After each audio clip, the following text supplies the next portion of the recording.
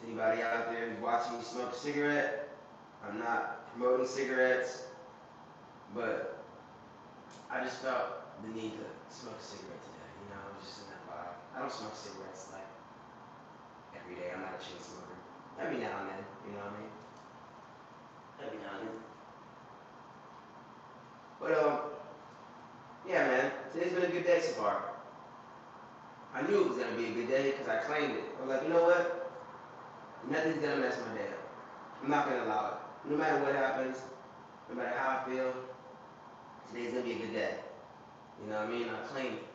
I do that every day.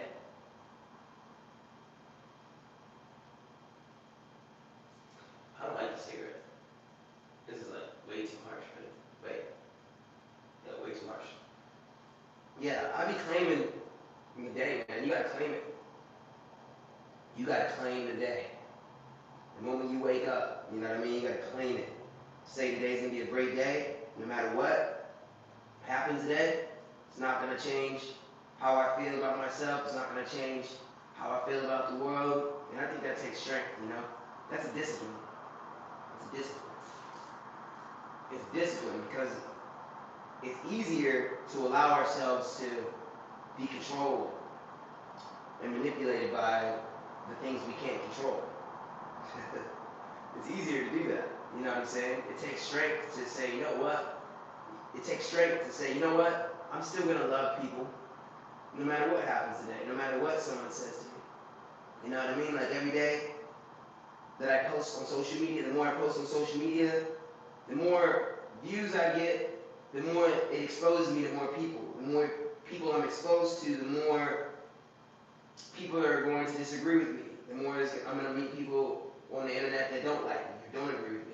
And there's going to be more people that see me who, quite frankly, are happy in their lives. And they're going to see me as someone that they can just, you know, send negativity to. And it's easy to do that with social media. You know what I mean? And so I recognize that and I understand that. And so, like, you know, every day I make it a point to not let that control me. I make it a point to not let that bring me down, you know what I'm saying?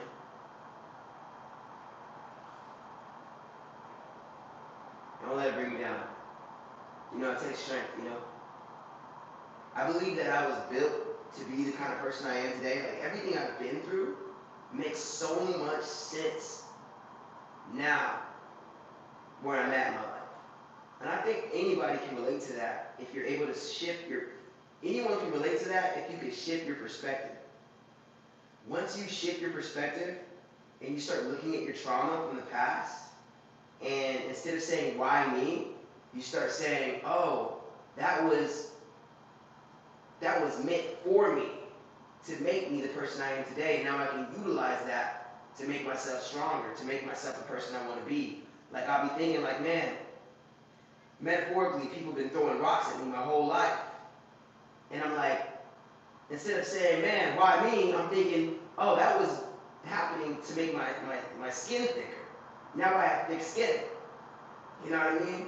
People have been throwing rocks at me, hitting my body, hitting me, and I'm bruised, but now I'm stronger, more battle tested. You know what I'm saying? And now people throw rocks at me, and I don't feel it.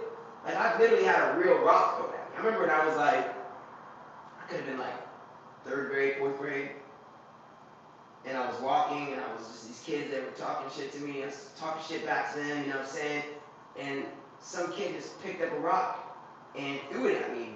And I didn't even see him pick the rock up. I just looked up and saw the rock flying, boom, hit me in the fucking head, knocked me down.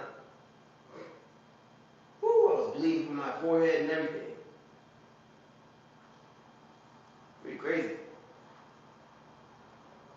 But I feel like I've dealt with a lot of, you know, criticism and judgment and bullying, and not just judgment, but like judgment that manifested into actual haters, like people trying to bring me down, hurt me, or whether it was actually physical or trying to criticize me and hurt me. And I used to really feel like, man, like, why me, why me, why me? And now I'm like, oh, it all happened for me.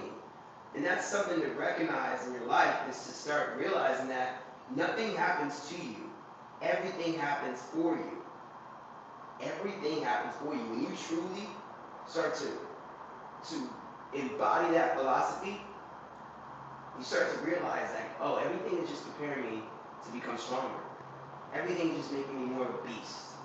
You know what I mean? And then like after a while, you just like realize you're just very powerful as a person. And then you gain so much more self-confidence, and you become more courageous, and you start to stand up and you start to put your chest out. You know what I mean? You start to put your chest out because it's like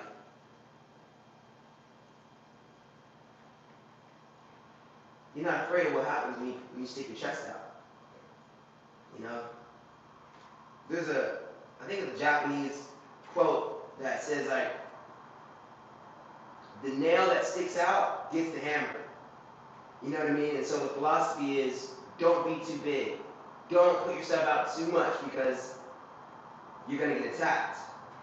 But, you know, I think once you have been attacked enough, it's like you're not afraid to put your chest out anymore. You're not afraid to stick out because you're like, yo, I can handle it. You know what I'm saying? A lot of people, they're not built to handle it. So that's why it's hard for them to be confident and to be strong and to stand out.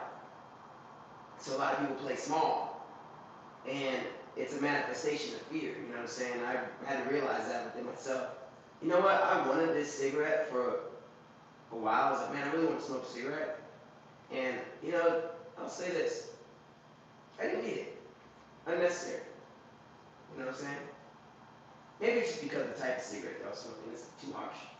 Too harsh for me. I don't like it. Ironically, as I'm saying, like, be strong, I'm like, yeah, it's not my thing. But, it's not smooth. I like a smoother drive. But, yeah, I wanted to make this video just to get some words out of my mind and just start thinking about some things that I feel like that have been on my mind lately. I'm gonna stop this. No, keep going. Yeah, so, you know, I was just thinking about like a lot of things that have been on my mind and realizing like, man, I'm starting to really realize why I'm on this planet. Like I truly understand that. And it's very empowering when you know why you're here. It makes life so much easier, I think. It doesn't mean life is necessarily going to be easy, but it makes the experience easier when you know why you're here. And when you know why you're here, it makes it easier to make decisions for yourself, at least for myself. I'll speak for myself. When I know now that I know why I'm here, it makes it easier for me to make decisions. It makes it easier for me to handle suffering. It makes it easier. It makes suffering more bearable. Because now I'm like, oh, I know why I'm here, and if I feel any suffering, which we all do, and it's inevitable, you know, I'm not destroyed by it. I'm forged in the fire of the suffering. That's how I look at it. And I believe that that's what comes with playing the game of life. That's what comes with the experience, is a form of suffering. But the word suffering, a lot of times we look at it as a negative, but really it can be a positive based on your perspective. And I look at it and I'm like, you know what? Suffering is meant to make me stronger, to prepare me. You know what I mean? And because through that suffering, I can help others and guide them through their suffering. And I can put out energy and words and philosophies that can help people get through their suffering that's inevitable in their lives, because there's no way to get around it. You know what I'm saying? And I feel like for me, knowing and understanding the concept that suffering is a part of life, I think that allows me too to have more grace and empathy and forgiveness for others, because I realize that we're all suffering about something. No matter where you are, no matter who you are, no matter what you have or don't have, everybody's suffering. From the richest man in the world to the poorest man in the world. Everybody's dealing with some suffering. Everybody's suffering with something. And so now I feel like that makes it easy for me to feel people when they are going through pain. You know what I mean? And understand that what they're going through is real. And no matter what it is, no matter to what extent it is, it's all relative. Some people haven't dealt with certain things, so it's almost like a child going through things at school where it's like when you grow up, you're like, it's a little small stuff. You know what I'm saying? But as a child, it's the first time going through that. And so it means a lot to them. And so that's why you have to have empathy for children, because it's like they don't know what it feels like to feel that emotion. So they're feeling it for the first time and they're processing these things, and that's making them stronger. And so for me, I recognize that about the world, and that's what's helping me, I think, have more compassion for the world and let go of anger that I've had against other people who may have, I felt, slighted me or wronged me. I recognize, like, you know what, whoever did something to me that I feel like was cruel, I understand that that person was in pain. That person was hurt. You know what I'm saying? And that was how they were able to, that was what they knew at the time to do. You know what I'm saying? And I realize that more and more now, and I'm starting to have more empathy for people. It's a practice. It's a discipline, I want to say thank you, God, right now. This is a side note. Say thank you, God, for just the simple things. Like, thank you, God, for the fact that I'm an able-bodied human being. I have all my hands, both my hands, both my feet, all my toes, all my fingers, both my eyes. I can see. Thankful for that. You know what I mean? I got a healthy skin. Thankful for that, because there's people who, man, go on Instagram, go on TikTok, and type in burnt victims, or type in handicapped individuals, or people who, have a leg removed or fingers removed. You know what I'm saying? That really, really will wake you up to how blessed you are, because you could be that person. You could have been through that experience. And these people still have to wake up every day and go out into the world and live and deal with the suffering that comes along with life that's inevitable, but also the suffering that they have to feel knowing that, like, man, they're missing a leg or something. It's wild, man. One of my good friends from the past, he's a blind man. And we were real good friends for a couple years, like spending a lot of time next to each other. And in retrospect, when I look back at it, I'm like, yo, that was teaching me to appreciate the fact that I have a vision, that I can see. You know what I mean? Because seeing that man have the strength to wake up every day, have good energy, and live his life and be empowered and believe in himself, like, that taught me so much. And I didn't even know it was teaching me, but it was teaching me. Because when I look back on it, I'm like, yo, man, this guy had so much strength. Like, imagine being blind and having children and never seeing your children's face. Never seeing the face of your children. That was something he used to talk about. And I never really internalized the pain that he was going through, but I think through osmosis, I was. You know what I'm saying? I was just absorbing that. And now, when I'm able to look at it in retrospect, I'm like, wow, like, this is a man who hasn't seen the face of his own children. But he has his children. And he has so much love for them, and it's like, yo, man, I respect that. And it makes me have a lot more empathy for that. And also appreciate the fact that I can see. I feel like the deeper you can appreciate just the simple things in your life, the more you're able to utilize those simple things that you have. You know what I mean? Like, the fact that I even have a hand to hold this phone is something to recognize. You know what I'm saying? It's like, the fact that I can do that, you know what I'm saying? I think it all compounds and adds to, like, the pyramid or whatever, the mountain of will, power, and just, like, appreciation and belief within yourself to just grab the phone and make a video. It's like, the fact that you can grab the phone and just create is a blessing. And some people can't even do that, And I think that when you really start to internalize this stuff, all the little, like, minutia, the little small things, it kind of starts to compound and create this personality and confidence. You start taking advantage of the little things in your life. You start to take advantage of the little things. You know what I'm saying? And it all, like I say, compounds and builds this entire complex where, man, you grab the phone and make videos, man, because you have a hand to do that.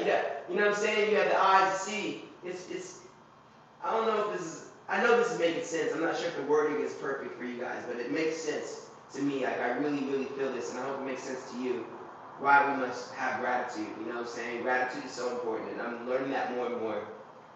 You know, maybe back in the day, before I had ever experienced homelessness, I would see a homeless person and just look at that person and just be like, yeah, you know, homeless guy. You know what I mean? Now I see a homeless man, I'm like, yo, that man is strong. The fact that that man is still walking, hasn't given up, and a lot of these guys, they still wake up and smile, they still have a personality, they're having fun, they laughing, it's like, yo, that's a strong person. We can't look down on these people. We don't know where that person's been. It's easy to look down on people. You know what I mean? But it gets easier not to look down on people the more you don't look down on people, and the more you internalize what they're going through. And I feel like it just purifies our hearts and makes us better people. You know what I mean? Better people for the world. You know what I mean? It's like, I'm not the most perfect person. You know, every saint has a past. Like, every saint was a sinner. And we all sin. It's a part of life. You know what I'm saying? But I believe, like, we can make our lives better, not just by getting money and getting materials and excelling in life, but really, like, purifying our souls. I think that was something I never, ever, ever saw that as the driving force in my life and life in general. You know, we're taught as children to get degrees, get money, get a home, get a car, get married, have children, and now you're a success. And these are absolute, you know, in the material world, these are actual things that you can utilize to say, yeah, you're a successful person. But if you disregard how to improve yourself, your physical unit, your spirit, your soul, your mind, it's like nothing can truly improve you as a person. And I think that the more that we put those things in front of ourselves, the more we put the external in front of the internal, I think the smaller we become and the less satisfied and fulfilled we are with ourselves, because we just don't feel good. We don't think good, and we don't feel good about ourselves. And I think that for me, that was like a light bulb, a switch that clicked on in my mind, where I was like, oh, I'm focusing on the wrong things. And I feel like the more that I improve my internal world, the more easier it becomes to do the things that are required to get the external things.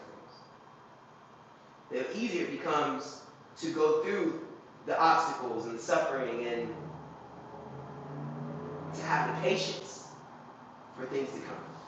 You know what I'm saying? I'm not like rushing the seeds to grow and start to bear fruit. You know what I'm saying? I'm not rushing for the tree to bear fruit, because I recognize that, you know, it will come when it's time.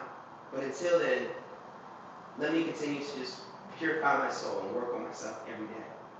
And every day there's something to learn. Every day we do things that we could probably, you know, reflect on to get better at. And so that's something that's helped me tremendously, you know? And I'm working on not speaking from a place of saying I'm better than you, or I'm more spiritually awakened than you, or I'm above you, or I'm just some holier than thou person now. I don't want to be that kind of man. I just want to be the type of person to tell you, like, you know, what I do every day that helps me. And I think that that is helping me realize, like, oh, okay, I know why I'm here now. I understand why I'm here. Now that helps with my songwriting, it helps with my art. And it's like, I believe that that's what makes everything better as a person for me, you know? I believe why a lot of artists don't truly transcend and truly make it And I believe the reason why a lot of artists are not blessed with what they feel. I believe why a lot of artists are not blessed with what they feel they deserved. Let me say this again. I believe why a lot of artists are not blessed with the provisioning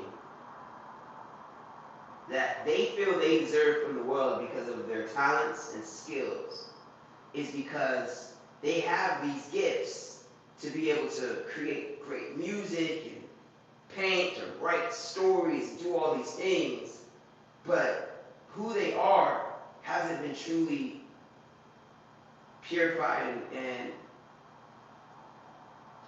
truly like molded. So God sees that and doesn't want to give them the provisioning of it. And I like to equate it to almost like the Lord of the Rings.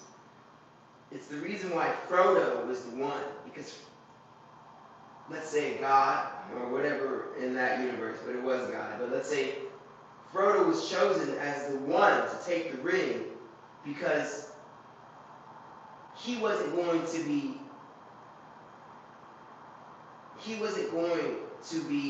destroyed by it. He wasn't going to use the ring to dominate and to oppress others. And in the music industry, fame is like the ring, the power of that ring. And if you watch Lord of the Rings, everybody wants the ring. Everybody wants it. And they have this like dark energy to have it, to take it. You know what I mean? Because they want the power. You know what I'm saying? And it's like in Hollywood and LA and just all over the world with social media, everybody wants the power. But they're not pure souls. They want that ring because they want to take that power so they can dominate and oppress, whether it's the world or it's the people around them or anyone that comes in contact with them. And I think that, it's not saying that there aren't bad people who have the ring, but I believe that it's why a lot of people who are talented never truly make it, is because of why they want the ring. They don't see the benefit of using that ring as to help other people. They want it for themselves. They're not seeing that power as a power that is meant to help the world. And this may be transgressing the whole story of Lord of the Rings. Like I know Frodo's supposed to take the ring and throw it in the volcano. But that is a manifest. But that is almost like symbolic of the fact that it doesn't mean anything. Fuck that ring. Throw it in the volcano. It doesn't mean shit. And I think that when you start to understand that about fame and power and success, it's almost like you almost get it. You know what I'm saying? You almost are the one to have it because you realize that it doesn't mean really anything if you're just trying to have it to take over the world. A lot of people have that Schmeagol energy. You know what I mean? And that's why they never get the ring. You know what I'm saying? A lot of artists are like Schmeagol. They have that Schmeagol energy. And we all have it, to some degree. Like Bilbo Baggins. You know what I mean? Remember when he he wanted the ring from Frodo? It's like he still had it within him. But he knew he didn't need it. Because he still had that within him. And I think we all do. And for me, I've been doing a lot of internal work, shadow work, to recognize that Schmeagol-like energy of wanting that ring for dark reasons. And I think that a lot of artists are consumed by that. If you go to Hollywood, so many kids, so many people are out there and they're like totally hijacked by Schmeagol energy. And they can have a big smile on their face and be super nice. Or they're just super, super dark and you can just see it in there and they embrace it. You know what I'm saying? And I feel like the one who really deserves it is the one who purifies himself and is like Frodo in a lot of ways. And I'm still working on this philosophy, but I feel like once I really get it down, I think I'll really be able to dispel it to the world. And it will help a lot of people see themselves in a way that will help them be able to grow out of it. You know what I'm saying? I think that whole movie is like, there's a metaphor to that whole story that we can all apply to ourselves. And I'm not like a huge Lord of the Rings fan, But I look at that and I'm like, oh, I get how that translates, you know what I'm saying? Harry Potter, Lord of the Rings, those movies, when you really start to see the storyline, you can kind of apply it to, to our lives, especially with the social media world where, the whole goal is to get attention, which in a lot of ways is like fame in a lot of ways. Like, it's interesting how the world has transitioned to that being an incredible importance to our society. And I remember back in the day, and still to this day, like when you talk about fame, it's never a sexy thing or an admirable thing to say you want fame and attention. It's not admirable. So, but it's what comes with the nature of the game we're all in, this capitalism, the system. And so I think like processing this and thinking critically about it can give you an understanding of how to navigate this entire system and to be able to look at within yourself and ask yourself why. Why am I doing this? Why am I making this content? Why am I posting? Am I just posting because I want to be successful? Am I just putting out this art because it's going to help and benefit me? Or am I creating from the intention of improving someone else's life on the other side of that screen? And I believe for me, once I started to internalize that and embody that, and I do every day, and I have to remind myself every day, the more I do that, I feel like the better my content gets, the better my songs get. You know what I'm saying? The more compelled I feel to just create content. I don't have to force myself to be motivated. You know what I mean? I don't have to force myself to make content. I have this responsibility to make the content. You know what I'm saying? I have a job and a duty to grab the phone and make the video. So it's like, I don't have to overthink about it. I'm not like, oh, I have to make a video today. It's like, no. Your job is to make a video. Get up and make the video. And I want to make this video. I'm compelled to make the video. It's my job, my duty, my responsibility to make this content. You know what I'm saying? I feel like the more I think like that, the better it makes me as a person, the better my content gets, and the more impact I can have on somebody on the other side of the screen. And so, a lot of people will probably disregard what I'm saying, but to the few people who hear what I'm saying and truly take a look in the mirror and ask themselves, like, okay, what are my intentions? Why am I doing this? And being honest with yourself and knowing that there is selfish reasons. There's things that you want to gain from the world. You want a better life. You want more money. You want a better perception of you. You want more status.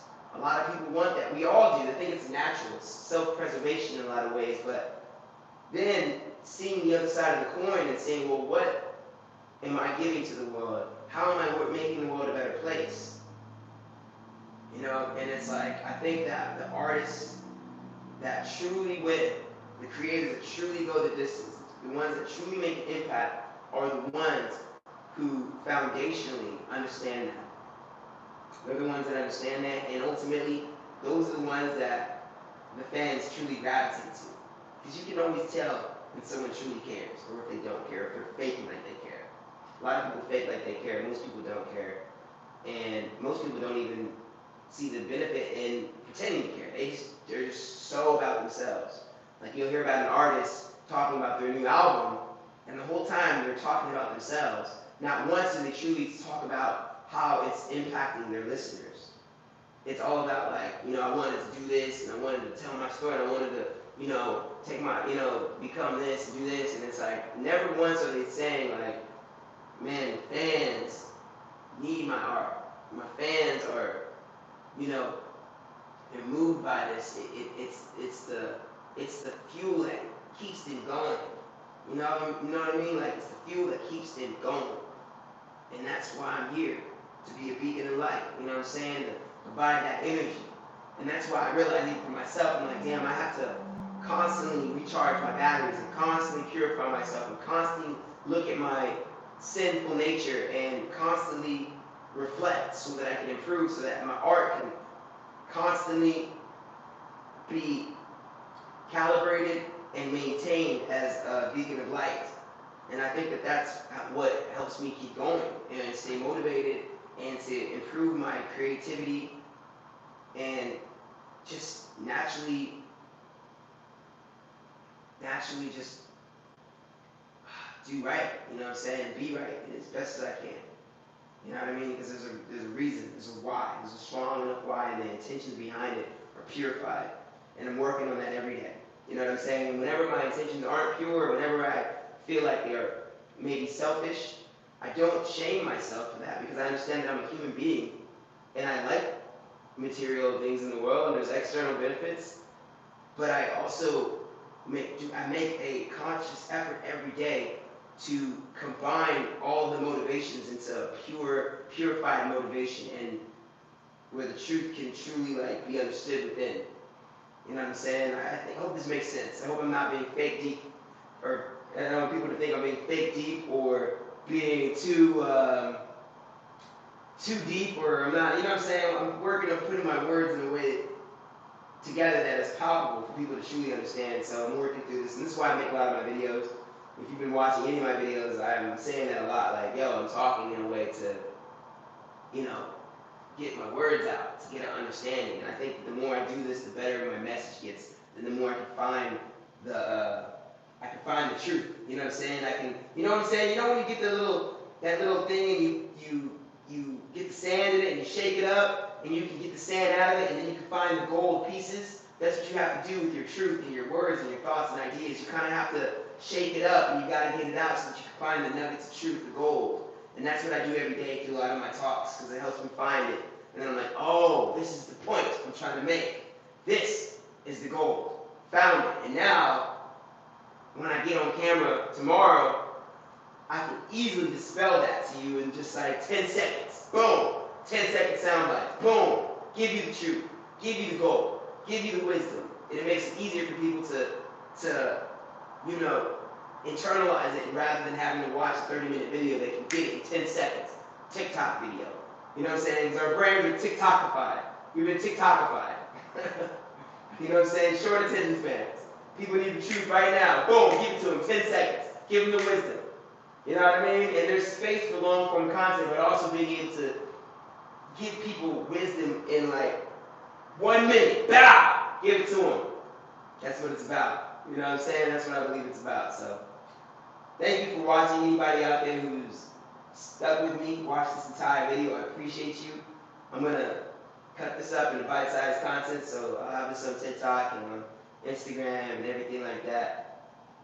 But, yeah, it's been a pleasure. I appreciate you very much for watching. Thank you so much for being alive. I appreciate you. I don't even know who you are, but I love you. And I believe in you. I truly do. And no matter where you are, just know that you're there for a reason. And to just look at the simple things you have around you and just appreciate it, yo. Appreciate it. Write your goals down. Remind yourself why you're here. If you don't know exactly why you're here, just know that you're here to benefit others and the world. You will gain what you want out of the world, but you're truly here to help others. If you just know that foundationally, everything else will fall into place. You know what I mean? You'll truly find your voice and you'll find your message. It'll all fall into place. But just know foundationally, you're here to be a beacon of light for others. You know what I'm saying? And help others. You're here to be an instrument for Christ, a vessel, so that you can, you know, help your neighbor, help your fellow man or woman, the children. You can help the world. Once you know that, it all gets easier. You know what I'm saying? And then you don't need to know exactly what you need to do. You'll figure it out as you just walk within that purpose. You know what I'm saying? So, thank you very much for watching. It's been a pleasure. Until next time. Peace.